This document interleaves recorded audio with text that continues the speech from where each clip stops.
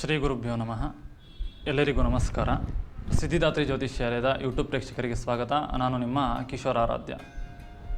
ಈ ದಿನ ನಾವು ಶ್ರೀಚಕ್ರ ಹೋಮವನ್ನು ಮಾಡುವುದರಿಂದ ಅಥವಾ ಶ್ರೀಚಕ್ರ ಹೋಮದಲ್ಲಿ ಭಾಗವಹಿಸುವುದರಿಂದ ನಮಗೆ ಯಾವುದೆಲ್ಲ ಶುಭ ಫಲಗಳು ಪ್ರಾಪ್ತಿಯಾಗುತ್ತೆ, ಯಾವಾಗ ಈ ಶ್ರೀಚಕ್ರ ಹೋಮವನ್ನು ಮಾಡಬೇಕು ಎನ್ನುವ ವಿಚಾರದ ಬಗ್ಗೆ ಸಣ್ಣದಾಗಿ ಮಾಹಿತಿ ಕೊಡ್ತಾ ಇದ್ದೇನೆ.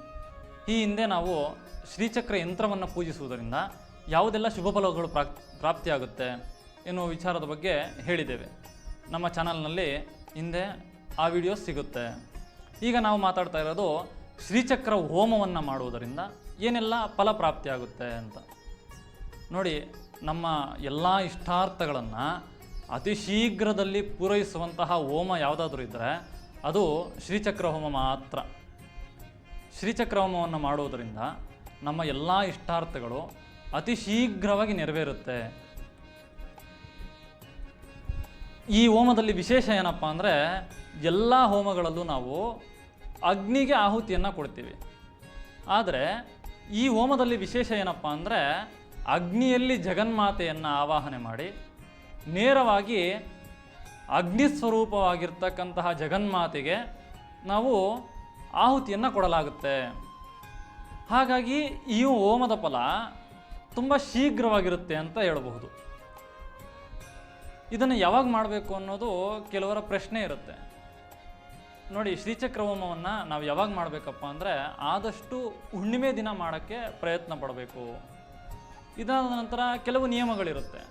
ಅದು ಬಿಟ್ಟು ನಾವು ಯಾವಾಗಾದರೂ ಮಾಡ್ಬೋದಾ ಅಂದರೆ ಅದಕ್ಕೆ ಕೆಲವು ನಿಯಮಗಳಿರುತ್ತೆ. ಅದರ ಅನುಸಾರವಾಗಿ ಭೂಮಾಗ್ನಿಯನ್ನು ವಿಚಾರಿಸಿ ಅದರಲ್ಲಿ ನಾವು ಕೊಡ್ತಕ್ಕಂಥ ಆಹುತಿಯನ್ನು ಸ್ವೀಕಾರ ಮಾಡ್ತಕ್ಕಂತಹ ದೇವತೆ ಶುಭವಾಗಿದ್ದಾರಾ, ಇದನ್ನೆಲ್ಲ ನೋಡಿ ನಾವು ಆಹುತಿಯನ್ನು ಕೊಟ್ಟಾಗ ನಮಗೆ ಇದರ ಸಂಪೂರ್ಣ ಫಲ ಪ್ರಾಪ್ತಿಯಾಗುತ್ತೆ.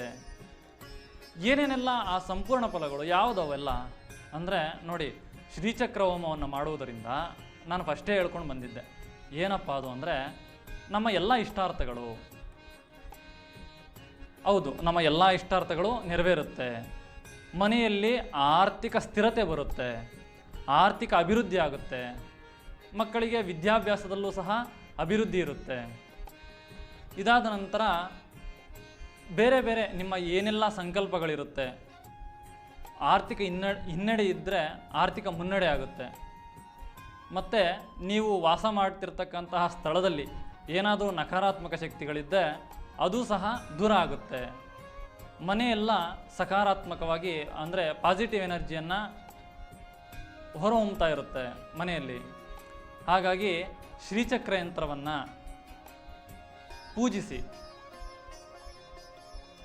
ಮಂತ್ರಾನುಷ್ಠಾನ, ತಪ, ಜಪ, ಮಾರ್ಜನಾದಿಗಳನ್ನು ಮಾಡಿ ಹೋಮದ ಆಹುತಿಯನ್ನು ಕೊಡುವುದರ ಮೂಲಕ ನಾವು ದೇವಿಯ ಸಂಪೂರ್ಣ ಆಶೀರ್ವಾದಕ್ಕೆ ಪ್ರಾಪ್ತಿಯಾಗಬಹುದು ಮತ್ತು ದೇವಿಯ ಆಶೀರ್ವಾದವನ್ನು ಪಡೆದುಕೊಳ್ಳಬಹುದು.